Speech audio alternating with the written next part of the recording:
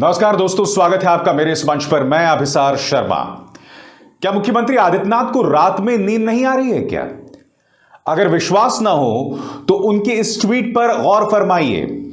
सुबह 5:46 पर यह ट्वीट किया गया है और आपके स्क्रीन पर 10 मार्च शर्मनाक पराजय के लिए समाजवादी पार्टी एक बार फिर तैयार रहे।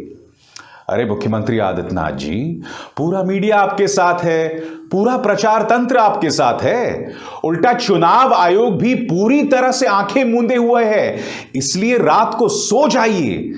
दोस्तों, आपको यह नहीं भूलना चाहिए कि मुख्यमंत्री आदित्यनाथ एक महंत भी हैं, एक धार्मिक व्यक्ति भी हैं। एक धार्मिक व्यक्ति सुबह उठकर किसे याद करता है, मुझे बताइए? भगवान को याद करता है।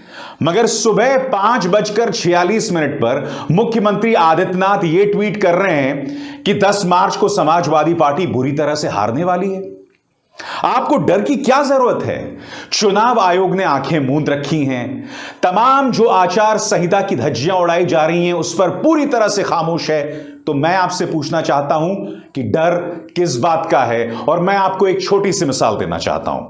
आपकी स्क्रीन पर यह वीडियो देखिए दोस्तों, यह टाइम्स नाउ का वीडियो है। कल टाइम्स नाउ ने अपना एक चुनावी कार्यक्रम शुरू किया, अपने एक बस को रवाना किया। इस बस में आप देख सकते हैं उनके तमाम एंकर्स की तस्वीर है, मगर उनकी इस बस का उद्घाटन कौन कर रहा है? आप खुद देख रहे हैं, मुख्यमंत्री आदित्यनाथ। दोस्तों, यहां टिप्पणी दो लोगों पर है, टाइम्स नाउ पर और चुनाव आयोग पर। टाइम्स नाउ पर इसलिए क्योंकि टाइम्स नाउ ने अब जो पर्दा था उसे भी पूरी तरह से हटा दिया है। वो तो हम पिछले 7 साल से देख रहे हैं कि टाइम्स ग्रुप जैसा सम्मानित इतना बड़ा ग्रुप खुलेआम भारतीय जनता पार्टी की फील्डिंग करता है, मगर ये मुख्यमंत्री आदित्यनाथ उनके बस का उद्घाटन कर रहे हैं। यानी कि इन लोगों को थोड़ी सी भी शर्म नहीं रही। खुलेआम इस तरह से जो दिखाई दे रहा है, पत्रकारिता को दफन किया जा रहा है, पत्रकारिता को शर्मसार किया जा रहा है, और इन्हें थोड़ी सी भी शर्म नहीं है।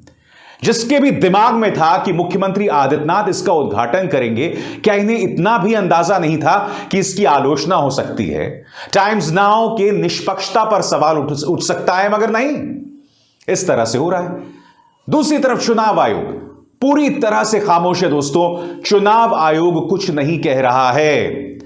भारतीय जनता पार्टी के नेता एक के बाद एक आचार संहिता का उल्लंघन कर रहे हैं और उन पर कुछ नहीं कहा जा रहा है। आप मुझे बताइए ना, इस तस्वीर में यह आचार संहिता का उल्लंघन है या नहीं है?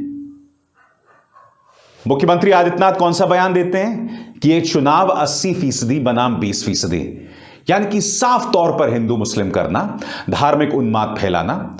फिर असीम अरुण, कानपुर के पुलिस कमिश्नर, वक्त से पहले रिटायर होकर ज्वाइन कर लेते हैं और बीजेपी ज्वाइन करने के बाद वर्दी में वो आईपीएस ऑफिसर्स को संदेश देते हैं। चुनाव आयोग ने अब भी उस पर कोई एक्शन नहीं लिया। तमाम जो रोड शोज हो रहे हैं, समाजवादी पार्टी या विपक्षी दल कुछ गलत करें तो तुरंत एक्शन होता है, तुरंत एफआईआर होता है, मगर भारतीय जनता पार्टी के लोग जब धज्जियां उड़ाएं कोरोना से जुड़े गाइडलाइंस की तो कोई कार्रवाई नहीं होती। चुनाव आयोग सोते रहता है, 1 या 2 दिन बाद वो जागते हैं और कुछ करने का प्रयास करते हैं। मगर आपको यह सवाल भी पूछना पड़ेगा कि मुख्यमंत्री आदित्यनाथ को नींद क्यों नहीं आ रही है। उसके लिए मैं आपका ध्यान कुछ तस्वीरों की तरफ खींचना चाहूंगा। मैं आपका ध्यान खींचना चाहूंगा पश्चिमी उत्तर प्रदेश की तरफ। दोस्तों, टाइम्स नाउ ने जिस तरह से पत्रकारिता को शर्मसार किया है, उसका मजाक अब पाकिस्तानी भी उठा रहे हैं। ये कोई शिराज हुसैन हैं, पाकिस्तान से के रहने वाले शिराज हुसैन जो हैं वो पत्रकार हैं वहां के। उन्होंने क्या ट्वीट किया है इस तस्वीर को लेकर कि Pakistani media yet to reach such milestone, यानी कि पाकिस्तानी मीडिया अभी इतना शर्मसार नहीं हुआ है। ये चैनल्स रात दिन कोसते रहते थे पाकिस्तान को, टारगेट करते थे पाकिस्तान को। आज पाकिस्तान किस कदर शर्मसार कर रहा है, देखिए शिराज हुसैन का ये ट्वीट। तुम्हें थोड़ी सी भी शर्म नहीं आती? और मीडिया दोस्तों इस तरह पक्षपाती है। मैं आपको एक और मिसाल देता हूं और ये एबीपी न्यूज की है। जैसे कि आप जानते हैं कि मुख्यमंत्री आदित्यनाथ गोरखपुर शहर से चुनाव लड़ रहे हैं, उसी तरह से करहल मैनपुरी से अखिलेश यादव चुनाव लड़ रहे हैं। यानी कि दोनों ने सेफ सीट्स को चुना। मैनपुरी जैसे कि आप जानते हैं समाजवादी पार्टी का गढ़ है और गोरखपुर शहर से तो मुख्यमंत्री आदित्यनाथ आते हैं। मगर मीडिया किस तरह से कवर करता है आपके स्क्रीन पर दोस्तों। मास्टर स्ट्रोक, सेफ सीट पर क्यों आए अखिलेश, यह है देखिए एबीपी न्यूज क्या कह रहा है। मगर जब आदित्यनाथ की बारी आई तो इन्होंने क्या कहा, योगी का गोरखपुर से चुनाव लड़ना मास्टर स्ट्रोक। योगी का गोरखपुर से चुनाव लड़ना मास्टर स्ट्रोक, यानी कि बीजेपी जो भी करे सब मास्टर स्ट्रोक है, मगर विपक्ष जो भी करे उस पर बहुत बड़ा सवाल उठाइए। मैं स्पष्ट कर दूं दोस्तों, दोनों ने ही सेफ सीट ली है। और आपको याद होगा इसी मंच पर जब करहल को लेकर ब्रेकिंग न्यूज आई थी तो मैंने आपके सामने एक कार्यक्रम किया था और इसमें मैंने कहा था कि काश अखिलेश यादव किसी मुश्किल सीट को चुनते। अगर वो गोरखपुर जाते, वहां चुनौती देते मुख्यमंत्री आदित्यनाथ को तो मजा आता। मगर ये न्यूज चैनल्स आप देख सकते हैं किसकी दिहाड़ी कर रहे हैं, किसकी नौकरी कर रहे हैं। आपके सामने मिसाल है, कितने शर्म की बात है। टाइम्स नाउ सबसे पहले, जो कि बहुत ही शर्मनाक है, और एबीपी न्यूज, और अब तो पाकिस्तान भी हमारा मजाक उड़ा रहा है। मगर कार्यक्रम की शुरुआत में मैंने आपसे कहा कि मुख्यमंत्री आदित्यनाथ को नींद क्यों नहीं आ रही है, इसके जवाब आपको ढूंढने पड़ेंगे दोस्तों। एक एक करके मैं आपको बतलाने वाला हूं वीडियो के जरिए से, वीडियो प्रमाण के जरिए। आपके स्क्रीन पर भारतीय जनता पार्टी विधायक सुरेश राही जो कि हर गांव सीतापुर गए थे और गांव वालों ने उन्हें किस तरह से खदेड़ा, आपके सामने मिसाल है।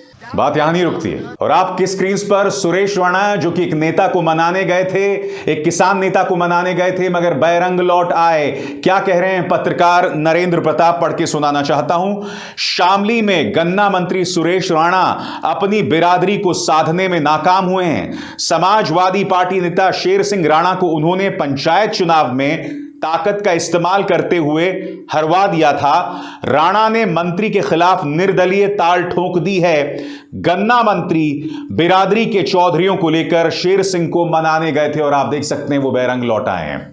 इससे पहले भी आपके सामने विक्रम सैनी को गांव वालों ने जो है भगाया था, खतौली विधानसभा से हैं वो, और ये मुनव्वरपुर गांव की तस्वीरें देखिए, गांव वाले उन्हें किस तरह से भगा रहे हैं। और इस तस्वीर में आप देख सकते हैं उन्होंने बाकायदा गांव वालों के सामने हाथ जोड़े हैं। और जब बाद में पत्रकारों ने इनसे बात की तो उन्होंने कहा था नहीं, इनमें से सिर्फ 2 शराबी थे, वही मेरा विरोध कर रहे थे, बाकी सब मेरे साथ हैं। जबकि आप इस वीडियो में देख सकते हैं दोस्तों, सिर्फ 2 लोग नहीं थे, कई लोग थे। तो क्या मुख्यमंत्री आदित्यनाथ को ये तस्वीरें देखकर नींद नहीं आ रही है? बात यहां नहीं रुकी है, और तस्वीरें देखिए। अब मैं आपको पुरकाजी से ये तस्वीर दिखा रहा हूं, ये वीडियो दिखा रहा हूं दोस्तों। आपके स्क्रीन पर भारतीय जनता पार्टी नेता प्रमोद को गांव वाले जो हैं सम्मान करके जो हैं बाहर का रास्ता दिखा रहे हैं। आपके स्क्रीन पर यह है प्रमोद पुरकाजी, यानी कि मुजफ्फरनगर पुरकाजी में गांव वाले किस तरह से इन्हें खदेड़ रहे हैं। यहां पर भी भारतीय जनता पार्टी के विधायकों को किस तरह सम्मान दे रहे हैं किसान, आपको दिखाई दे रहा है। यह बात तो हुई पुरकाजी मुजफ्फरनगर की। अब मैं आपको बतलाने वाला हूं तेजिंदर नरवाल, शामली। जी हां, शामली की तस्वीर देखिए दोस्तों। शामली में तेजिंदर नरवाल को इसी तरह से बाहर का रास्ता दिखलाया जा रहा है। ये तमाम तस्वीरें क्या कह रही हैं भारतीय जनता पार्टी के लिए? और ये कहां हो रहा है? पश्चिमी उत्तर प्रदेश, वो पश्चिमी उत्तर प्रदेश जहां भारतीय जनता पार्टी भरपूर प्रयास कर रही है सांप्रदायिक माहौल को एक बार फिर उग्र करने के लिए। मथुरा में तनाव पैदा किया गया, मुख्यमंत्री कैराना जाते हैं, हिंदू मुस्लिम की बात करते हैं, मुजफ्फरनगर दंगों की याद करते हैं। दंगों में एक जमाने में किरदार निभाने वाले या जो आरोपी रहे सुरेश राणा मंच पर थे, उन्हें वो जो है लगातार मुजफ्फरनगर दंगों की याद करते हैं। सहारनपुर जाते हैं मुख्यमंत्री आदित्यनाथ, वहां पर भी मुजफ्फरनगर दंगों की याद करते हैं। तो कोशिश पूरी है कि पश्चिमी उत्तर प्रदेश में एक बार फिर हिंदुओं और मुसलमानों में तनाव हो जाए, जिससे बीजेपी का खेल हो जाए।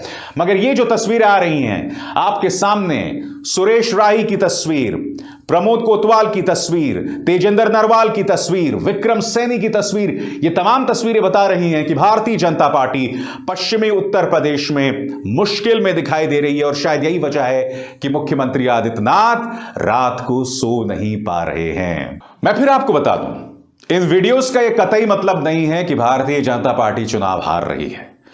भारतीय जनता पार्टी चुनाव तब हारेगी जब समाजवादी पार्टी और रालोद उन्हें सही टक्कर दें, जबरदस्त टक्कर दें, बूथ लेवल पर अपनी ताकत दिखाएं, अपनी मौजूदगी दिखाएं, अखिलेश यादव और सघन प्रचार करें, अपनी नीतियां जनता तक पहुंचाएं, तभी वो बीजेपी को चुनौती दे सकते हैं। क्योंकि बीजेपी के हाथ में दो तुरुप के पत्ते हैं जो विपक्ष के पास नहीं है। पहले प्रचार तंत्र का साथ, और उसी के साथ चुनाव आयोग का साथ, और दूसरा सांप्रदायिक मंत्र। भारतीय जनता पार्टी ये लगातार फूंकती रहती है और इसका परिणाम ये होता है दोस्तों कि वो चुनाव आसानी से जीत भी जाते हैं। देखना यह होगा कि यह मंत्र अब काम आता है या नहीं आता है। मैं चाहूंगा कि मेरे दर्शक कमेंट सेक्शन में मुझे बताएं कि क्या भारतीय जनता पार्टी का सांप्रदायिक मंत्र इस वक्त काम आने वाला है। दूसरा सवाल, जिस तरह से टाइम्स नाउ ने अपनी गाड़ी का उद्घाटन, अपनी बस का उद्घाटन योगी आदित्यनाथ से करवाया, उसके बारे में आपकी क्या राय है, इस पर भी अपनी विचार दें। और पाकिस्तान अब हमें जलील कर रहा है, इस बारे में आपका क्या सोचना है वो भी मुझे बताएं। अभिसार शर्मा को दीजिए इजाजत। नमस्कार।